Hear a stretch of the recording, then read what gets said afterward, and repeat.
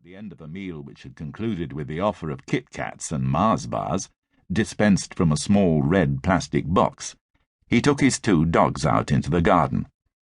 A few minutes later he returned, wished everyone good night, and retired theatrically from the public space of the drawing room into the privacy of his bedroom.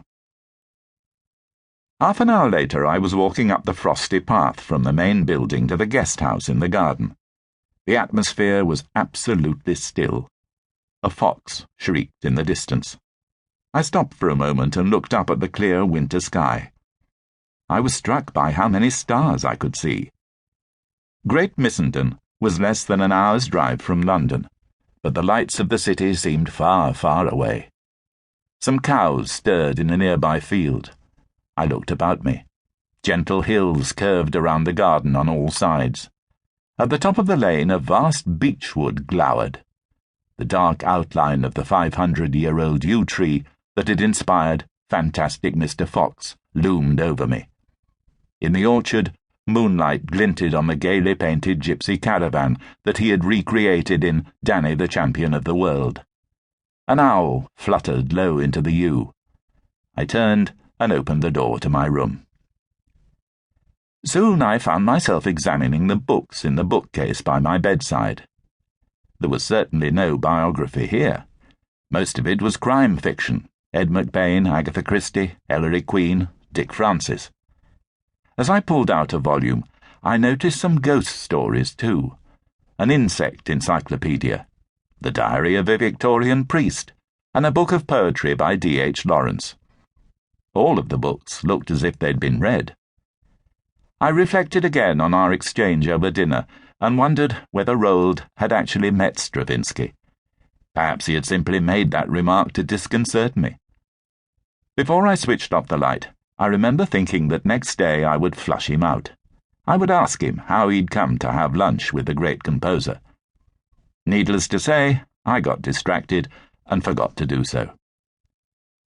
It was then February 1986. I'd known Dahl 6 months. The previous autumn, as a fledgling documentary director in the BBC's Music and Arts Department, I had proposed making a film about him for Bookmark, the corporation's flagship literary programme. Nigel Williams, the producer, himself an established playwright and novelist, had decided that the Christmas edition of the show would be devoted to children's literature. 25 years ago, this was still a field that many people in the UK arts affected to despise, and for once none of the programme's older, more experienced directors seemed keen to put forward any ideas. I was the most junior on the team. I wanted desperately to make a film. Any film. So I took my chance. It was an obvious suggestion. A portrait of the most famous and successful living children's writer. The motivation, however, behind my plan was largely opportunistic. At that point, I'd read none of Dahl's children's fiction other than Charlie and the Chocolate Factory.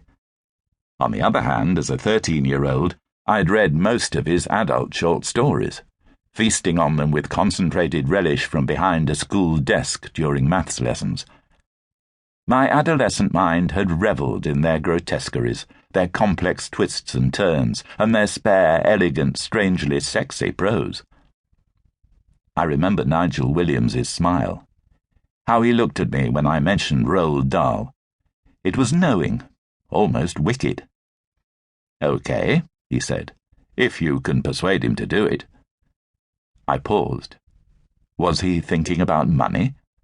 The programme had a tiny budget and always paid its contributors the most modest of disturbance fees.